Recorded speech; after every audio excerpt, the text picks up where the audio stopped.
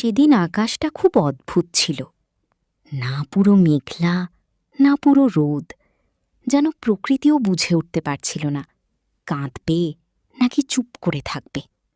রাফি হাসপাতালের সাদা বিছানায় শুয়ে জানালার বাইরে তাকিয়েছিল। শরীরটা দিন দিন ভেঙে যাচ্ছিল, কিন্তু তার চেয়েও বেশি ভেঙে যাচ্ছিল ভেতরের মানুষটা।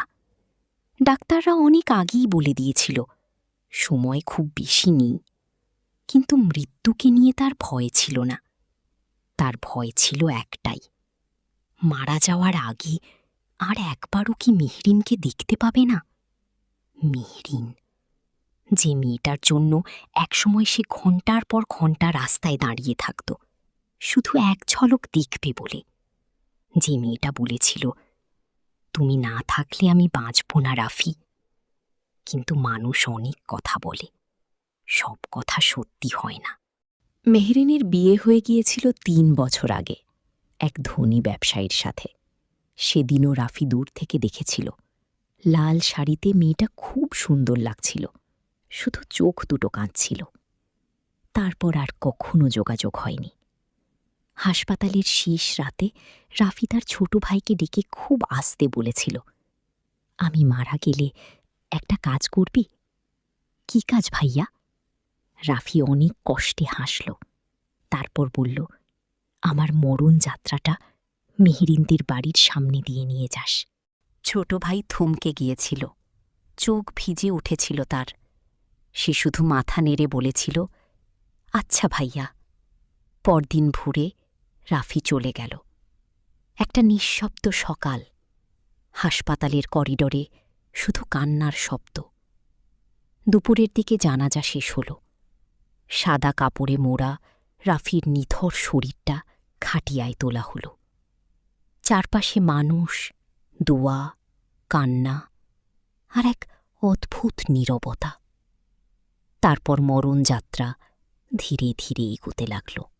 রাস্তার মোড়ে এসে ছোট ভাই সবার দিকে তাকিয়ে বলল, এই রাস্তা দিয়ে যাব। কেউ কিছু বুঝল না, কিন্তু সে জানত এটাই ভাইয়ার শেষ ইচ্ছে। খাটিয়া যখন মেহরিনদের বাড়ির সামনে এসে পৌঁছাল, তখন বিকেলের আলো বারান্দায় এসে পড়েছে। ঠিক তখনই দরজাটা খুলল। মেহরিন বেরিয়ে এলো। সাদা খাটিয়া, অনেক মানুষের ভিড়, আর ফুলে ঢাকা একটা মুখ। এক মুহূর্তে মেয়েটার মুখের রং বদলে গেল। সে ধীরে ধীরে সামনে এগিয়ে এলো। কারো কাছ থেকে কিছু জানতে হয়নি। মেহরিন বুঝে গিয়েছিল। তার ঠোঁট কাঁপছিল। রাফি? কেউ উত্তর দিল না।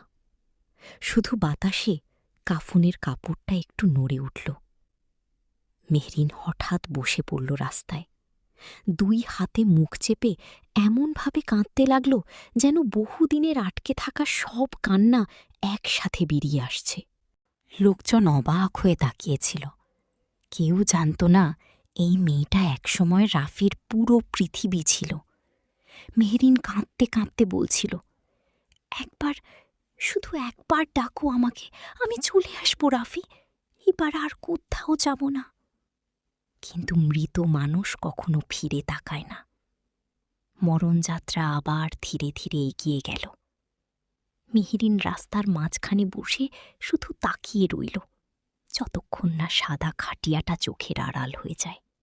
সন্ধ্যার আজানের সময় সে বারান্দায় দাঁড়িয়েছিল। আকাশে তখন একটা পাখি একা উড়ে যাচ্ছিল, আর মেহরিনের মনে শুধু একটা কথাই ঘুরছিল, তোমার বাড়ির সামনে দিয়ে আর মরণযাত্রা যেদিন যাবে, সেদিন হয়তো খুব দেরি হয়ে যাবে বুঝতে। কিছু মানুষকে হারানো মানে নিজের একটা অংশ চিরতরে মরে যাওয়া। মেহরিন সেদিন রাতে এক মুহূর্তও ঘুমাতে পারেনি। বারবার তার চোখের সামনে ভেসে উঠছিল সাদা কাফনে মোড়া সেই মুখটা, যে মুখ একসময় তার প্রতিটি সকালকে রঙিন করে দিত। আজ সেটাই নিথর হয়ে চলে গেছে চিরদিনের জন্য। রাত গভীর হলে সে পুরনো আলমারির নিচের ড্রয়ারটা খুলল, বহু বছর ধরে যেটা সে কাউকে ছুঁতে দেয়নি। ভিতরে ছিল কিছু শুকনো গোলাপ, কয়েকটা পুরনো ছবি আর হলদেটে হয়ে যাওয়া কিছু চিঠি। রাফির চিঠি। প্রথম চিঠিটার ওপর লেখা ছিল, যদি কোনোদিন আমি হারিয়ে যাই, আমাকে খুঁজতে যেও না, শুধু একবার আকাশের দিকে তাকিও, আমি সেখানেই থাকব। মেহরিনের চোখ ঝাপসা হয়ে গেল।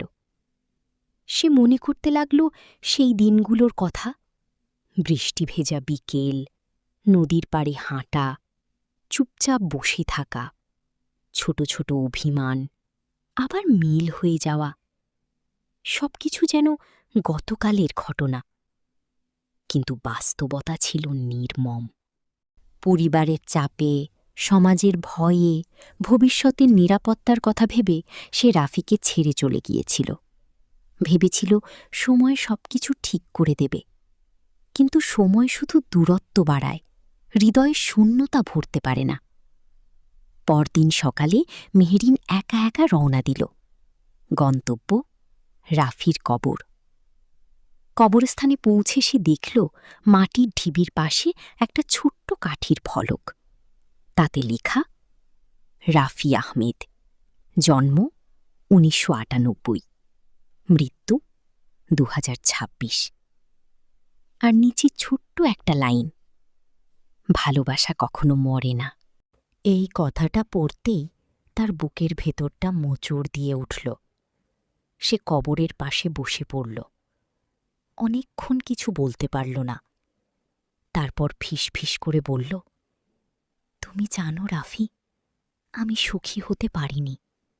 সবাই ভেবেছিল আমি ভালো আছি, কিন্তু তোমার জায়গাটা কখনো কেউ নিতে পারেনি। হঠাৎ বাতাস বয়ে গেল। গাছের শুকনো পাতা মাটিতে ঝরে পড়ল। মেহরিনের মনে হল প্রকৃতি যেন তার কথাগুলো শুনছে। সে কাঁদতে কাঁদতে বলল, তুমি শেষবার আমার বাড়ির সামনে দিয়ে গেলে, অথচ আমি তোমাকে থামাতে পারলাম না। একবার যদি জানতে পারতাম ওই দিনটাই শেষ দেখা।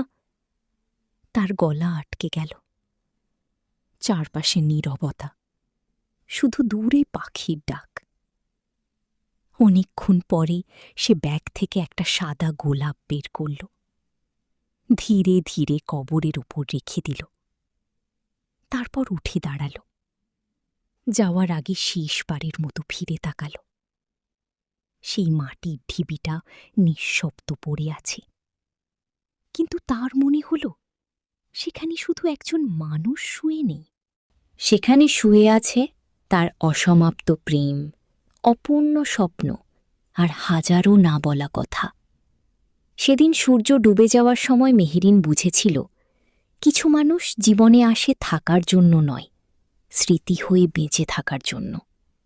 আর কিছু ভালোবাসা মিলনের নয়, সারা জীবন বুকের ভেতর কষ্ট হয়ে বয়ে বেড়ানোর জন্য।